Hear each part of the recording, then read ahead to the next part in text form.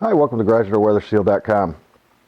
This video is going to give you a look at our bead seal, black bead seal, obviously.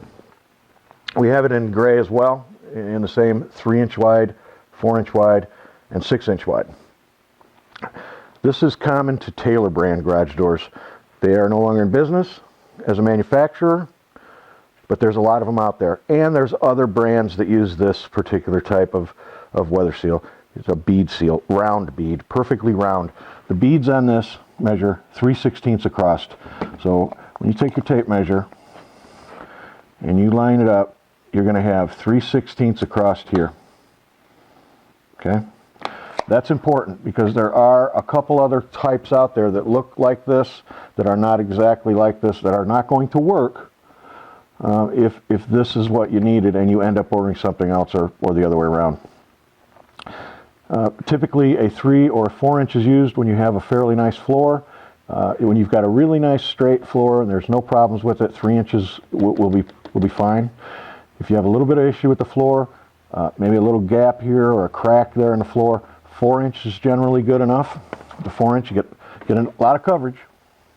You can put a garden hose in it on one end. If your floor is off a little bit, your door is pushed down here and you need to keep that end up, you can do that by inserting a garden hose with some duct tape or some styrofoam or anything that won't absorb moisture. Now, if you got real issues on the floor, consider the 6-inch. You can see big time coverage on a 6-inch. We only use this in pretty radical conditions where the floor is really off an inch or better. Like I say, we do have this in gray, the same exact stuff. Here's the one that's going to be the most confused with the bead. And this is a Wayne Dalton weather seal. This is for Wayne Dalton doors only. If you have a Wayne Dalton door, you do not need bead seal. You need Wayne Dalton seal, more than likely. Wayne Dalton uses a couple different kinds, but primarily this type, which is an oval as opposed to a bead. So it is important to pull a piece of weather seal out, slice it off, and check it out and take a good look at what's going into that channel on the bottom of the door.